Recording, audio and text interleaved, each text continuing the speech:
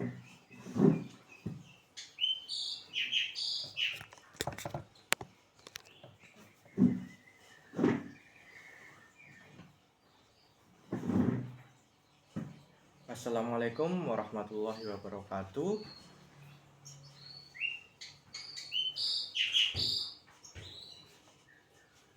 Gimana kabar kalian teman-teman? Baik-baik saja kan?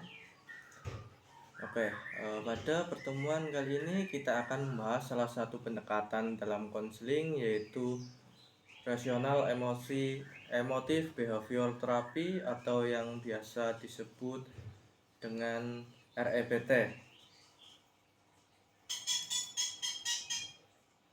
Sebelum kita masuk ke dalam pembahasan, saya ingin mengajak teman-teman berpikir sebentar. Pernah nggak kalian mengalami suatu kejadian, lalu sebenarnya kejadian tersebut biasa saja, tetapi karena cara kita berpikir terhadap kejadian itu akhirnya membuat kita merasa sedih, kecewa, atau cemas. Misalnya ketika seseorang mendapatkan nilai yang rendah, ada orang yang berpikir seperti ini. Saya mendapatkan nilai rendah, berarti saya harus belajar lebih baik lagi. Tetapi ada juga yang berpikir sebaliknya. Saya gagal, saya memang bodoh dan tidak akan pernah berhasil. Nah, kejadiannya sama, tetapi perasaan dan responnya berbeda. Nah, dalam hal inilah yang menjadi dasar pemikiran dalam REBT. Kita lanjut saja langsung ke pembahasannya. Yang pertama, kita masuk ke pengertian dan sejarah REBT. Rasional Emotive Behavior Therapy atau REBT merupakan salah satu pendekatan konseling dan psikoterapi yang dikembangkan oleh Albert Ellis pada tahun 1950-an. Ini berfokus pada hubungan antara pikiran, emosi, dan perilaku. Menurut Albert Ellis, masalah emosional seseorang tidak hanya disebabkan oleh kejadian yang dialami, tetapi lebih dipengaruhi oleh bagaimana seseorang berpikir dan memberikan penilaian terhadap kejadian tersebut. Nah, jadi teman-teman, menurut REBT, sebuah kejadian tidak langsung membuat seseorang merasa sedih atau tertekan. Yang menentukannya adalah bagaimana seseorang memahami kejadian tersebut. Sebagai contoh, ketika seseorang gagal dalam sebuah tugas, fakta yang terjadi, saya gagal mengerjakan tugas. Tetapi kemudian pikiran yang muncul, saya memang tidak mampu dan saya tidak akan pernah berhasil. Nah, pemikiran seperti ini yang kemudian menyebabkan munculnya pemikiran negatif. Nah, di REBT fokusnya adalah membantu seseorang mengubah cara berpikir yang kurang tepat menjadi cara berpikir yang rasional. Terus kita lanjut materi kedua. Pembahasan yang kedua itu tentang fokus kognitif perilaku dalam REBT. Di sini memiliki 3 fokus utama. Yang pertama ada kognitif atau pikiran, yang kedua emosi atau perasaan, dan yang ketiga adalah perilaku. Ketiganya ini saling berhubungan. Yang pertama adalah aspek pikiran atau kognitif. Dalam REBT, pikiran menjadi bagian yang sangat penting karena pikiran seseorang akan mempengaruhi bagaimana ia merasakan sesuatu dan bagaimana ia bertindak. Sebagai contoh, seseorang berpikir saya harus selalu berhasil. Ketika mengalami kegagalan, dia bisa merasa sangat kecewa. Padahal pemikiran yang lebih rasional adalah saya ingin berhasil, tetapi kegagalan adalah bagian dari proses belajar.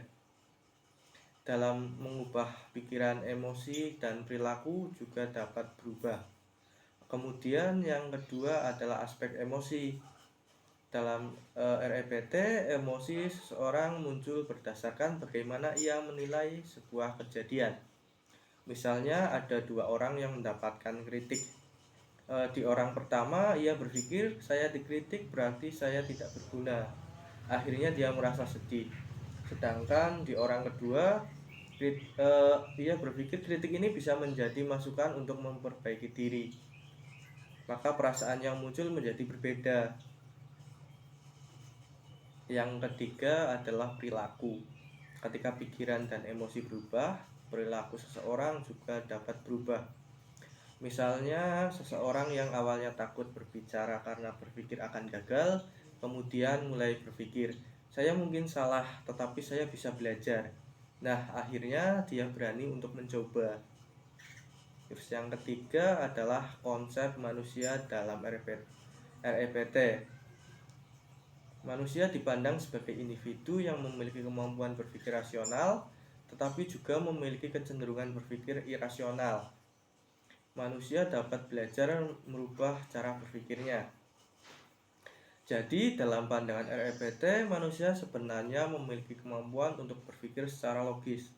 Namun, terkadang manusia membuat kesimpulan yang terlalu negatif terhadap dirinya sendiri. Contohnya misalnya, ketika seseorang gagal satu kali, ada yang berpikir saya adalah orang gagal. Padahal yang terjadi sebenarnya hanya saya mengalami kegagalan satu kali dalam satu situasi. Nah, di REPT ini membantu individu membedakan antara fakta dengan penilaian pribadi. Terus kita lanjut ke pembahasan yang keempat, yaitu teori ABC dalam REPT. Menurut Albert Ellis, dia menjelaskan konsep ABC, yaitu yang kita mulai dari ya A. A adalah activating event, adalah peristiwa yang terjadi. Terus yang kedua itu belief, adalah keyakinan atau cara seseorang menilai peristiwa. Dan yang ketiga itu C, ada consequence, adalah akibat yang muncul berupa emosi atau perilaku. Sebagai contoh, jika A ini mendapatkan kritik dari guru, maka B-nya adalah saya memang tidak pintar. Dan untuk C-nya merasa sedih, malu, dan kehilangan motivasi. Nah, dalam REPT masalah utama bukan hanya kritik tersebut, tetapi keyakinan atau pikiran yang muncul setelah mereka menerima kritik. Karena bagian itulah yang dapat kita ubah.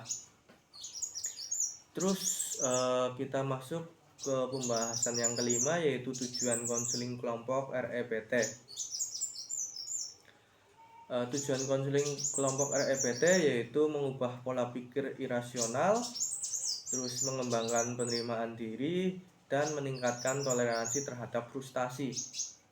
Tujuan pertama adalah membantu individu mengenali pikiran yang tidak rasional atau irasional.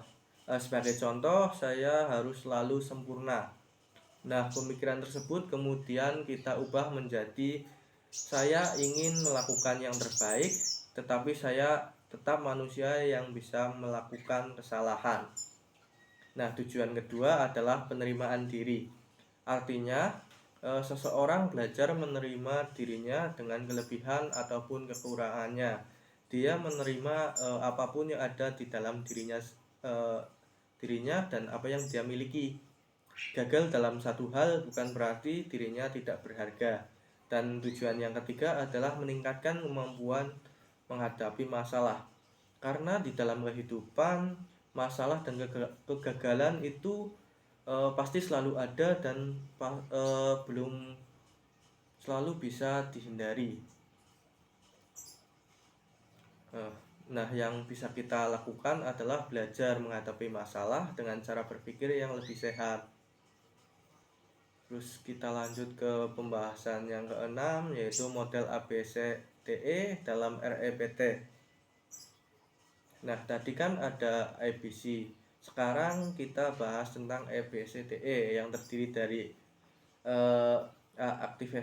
activating event, B belief, yang C consequence. Nah, dari A, B, C itu masih sama dengan yang tadi, cuman tambahan di D dan E. Yang D itu disputing dan E itu efek. Pada bagian D yaitu disputing, individu belajar mempertanyakan pikiran yang tidak rasional. Misalnya, saya gagal presentasi, berarti saya tidak mampu. Kemudian dipertanyakan, apakah satu kali gagal benar-benar membuktikan bahwa saya tidak mampu selamanya? Setelah itu muncul perubahan atau efek, ini adalah E. Ini menimbulkan pemikiran baru. Saya gagal kali ini, tetapi saya masih bisa belajar dan berkembang di lain waktu dan di lain kesempatan. Nah, kita lanjut ke pembahasan yang ketujuh, yaitu teknik dalam REPT. Teknik dalam REPT terdiri dari teknik kognitif yang meliputi edukasi psikologis, biblioterapi, dan pengertian penghentian pikiran. Teknik ini membantu individu dalam mengenali dan mengubah pikiran yang negatif. Misalnya ketika muncul pemikiran saya tidak mampu, individu belajar menggantinya menjadi saya mungkin mengalami kesulitan, tetapi saya bisa mencobanya. Yang kedua itu teknik emotif meliputi sosiodrama. Terus selanjutnya ada latihan imajinasi rasional emotif. Teknik ini membantu memahami dan mengelola emosinya.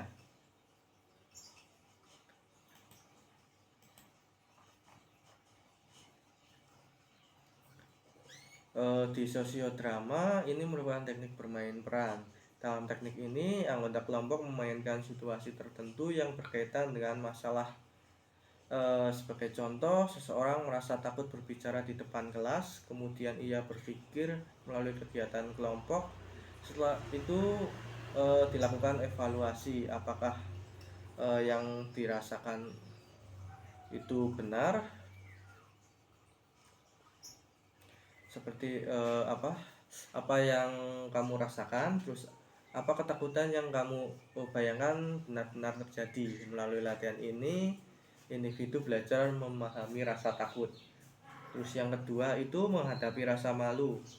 Teknik ini bertujuan membantu individu mengurangi rasa malu yang berlebihan. Terkadang seseorang terlalu takut terhadap penilaian orang lain. Contohnya, kalau saya salah, orang lain pasti menertawakan saya. Padahal melakukan kesalahan adalah hal yang wajar. Melalui latihan ini, individu belajar bahwa kesalahan berarti dirinya buruk. Terus yang ketiga itu rasional emosi. Teknik ini dilakukan dengan cara membayangkan situasi yang biasanya menimbulkan emosi negatif. Kemudian individu belajar memberikan respon yang lebih sehat. Contoh, kalau saya gagal, hidup saya akan hancur. Ini pemikiran yang pertama. Terus kita ubah menjadi saya memang kecewa ketika gagal, tetapi saya masih bisa mencoba lagi. Tujuannya agar individu lebih mampu mengelola emosinya.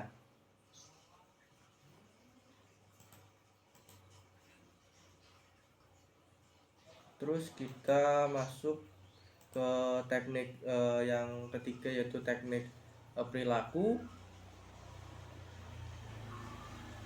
Kalau teknik kognitif lebih fokus pada perubahan pemikiran, teknik emotif berfokus pada perubahan perasaan, maka teknik perilaku berfokus pada perubahan tindakan atau kebiasaan seseorang. Dalam REPT, perubahan tidak cukup hanya memahami masalah. Seseorang juga perlu belajar menerapkan perubahan tersebut dalam kehidupan sehari-hari.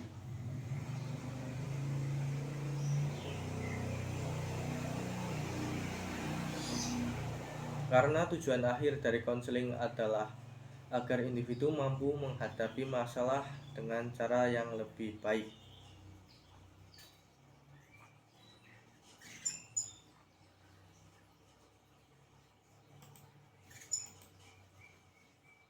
Terus kita lanjut ke peran konselor dalam REPT.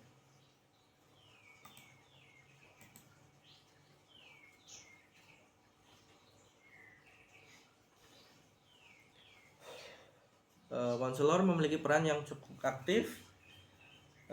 Konselor tidak hanya mendengarkan cerita mendengarkan cerita, tetapi juga membantu memahami masalah dan menemukan cara berpikir yang lebih rasional. Ada beberapa peran utama konselor. Yang pertama, konselor sebagai pendidik aktif. Artinya konselor memberikan pemahaman kepada anggota kelompok mengenai konsep REPT. Konselor membantu anggota membantu memahami bahwa pemikiran dapat mempengaruhi emosi dapat mempengaruhi perilaku, dan pikiran yang tidak rasional dapat diubah. Kita kasih contoh, ketika seorang berkata saya gagal berarti saya tidak berguna. Nah, di sini konselor membantu mengarahkan pemikiran tersebut. Apakah benar satu kegagalan menentukan nilai diri kamu? Apakah seseorang yang gagal sekali berarti tidak memiliki kemampuan? Nah, dengan cara ini anggota atau siswa belajar melihat masalah dengan sudut pandang yang lebih luas. Terus yang kedua, konselor sebagai pengarah atau direktif. Di sini konselor juga berperan sebagai pengarah yang aktif. Artinya konselor membantu anggota kelompok untuk berfokus pada proses perubahan. Konselor membantu untuk mengenali pikiran negatif, mempertanyakan pikiran tersebut, terus mengganti dengan pikiran yang lebih rasional. Misalnya ada yang mengatakan saya harus selalu berhasil, kalau gagal berarti saya buruk. Nah, di sini konselor membantu untuk mengevaluasi apakah manusia harus selalu berhasil, apakah kegagalan membuat seseorang kehilangan nilai dirinya. Nah, melalui proses tersebut diharapkan siswa belajar mengubah cara berpikirnya, namun konselor tetap harus menggunakan sikap empati. Konselor tidak boleh memaksakan pendapat, tetapi membantu menemukan pemahamannya sendiri. Nah, yang selanjutnya, yang ketiga, konselor sebagai fasilitator. Selain sebagai pendidik dan pengarah, konselor juga berperan sebagai fasilitator. Artinya konselor menciptakan suasana kelompok yang nyaman, aman, dan mendukung. Hal ini penting karena konseling kelompok, proses perubahan tidak hanya berasal dari konselor, tetapi juga dari interaksi antar anggota. Dalam kelompok, anggota dapat berbagi pengalaman, memberikan dukungan, terus belajar dari pengalaman orang lain. Terus yang keempat, konselor sebagai model perilaku. Nah, peran terakhir adalah konselor sebagai model perilaku. Artinya konselor menjadi contoh bagaimana seseorang menghadapi masalah secara rasional. Terus sikap konselor dapat menjadi pembelajaran bagi anggota kelompok. Misalnya ketika terjadi perbedaan pendapat. Nah, di sini konselor menunjukkan sikap seperti tenang, menghargai pendapat, terbuka, dan tidak memberikan penilaian. Melalui contoh tersebut, anggota belajar bagaimana menghadapi situasi dengan cara yang lebih sehat.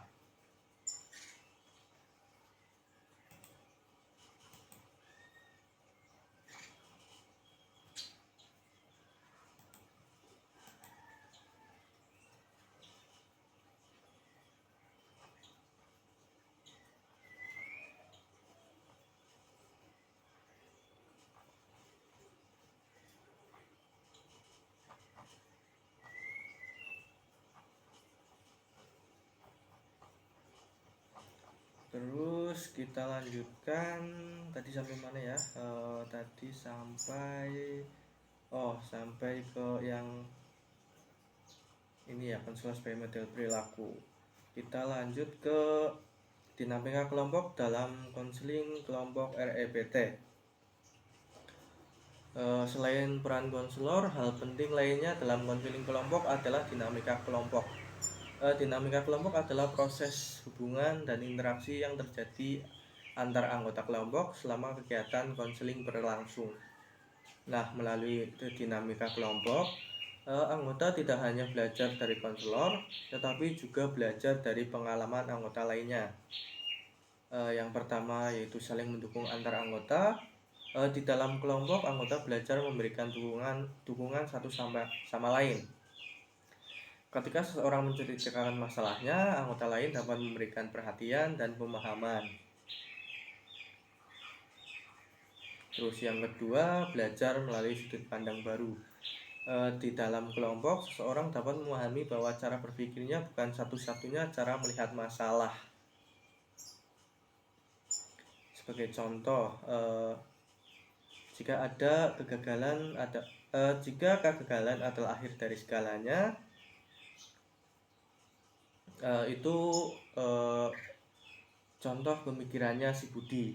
Kemudian dari diskusi kelompok ya mendapatkan pemahaman bahwa kegagalan bisa menjadi pengalaman untuk belajar. Dengan begitu wawasan individu menjadi lebih luas. Terus yang ketiga, merubah perilaku. Kelompok juga menjadi tempat untuk mencoba perubahan. Misalnya seorang yang awalnya takut berbicara mulai berani menyampaikan pendapat. Dari pengalaman tersebut, rasa percaya diri dapat berkembang.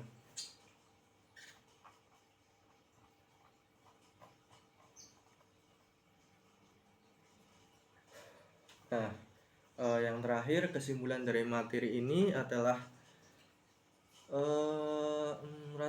rasional emosi terapi atau REPT merupakan pendekatan konseling yang menekankan bahwa masalah emosional seseorang tidak hanya dipengaruhi oleh kejadian yang terjadi, tetapi juga oleh cara seseorang berpikir terhadap kejadian tersebut. Dalam REPT, perubahan dimulai dari perubahan cara berpikir. Ketika seseorang mampu mengenali pikiran yang tidak rasional dan menggantinya dengan pikiran yang lebih rasional, maka emosi dan perilakunya juga dapat berubah. Nah, melalui REPT, individu belajar untuk memahami dirinya, mengenali pemikiran negatif, mengubah keyakinan yang tidak membantu, terus menerima dirinya, dan yang terakhir mungkin menghadapi masalah dengan lebih baik. Jadi inti dari REPT adalah bukan hanya kejadian yang menentukan bagaimana seseorang merasa, tetapi bagaimana seseorang memahami dan menilai kejadian tersebut. Dengan belajar mengubah cara berpikir, seseorang dapat belajar mengelola emosi dan mengambil tindakan yang lebih positif. Mungkin cukup untuk hari ini. Saya rasa cukup dalam penjelasan hari ini. Kita lanjut di pertemuan selanjutnya. Terus apabila saya ada salah kata dan perbuatan, saya mohon maaf. Wabillahi taufiq wal hidayah. Wassalamualaikum warahmatullahi wabarakatuh.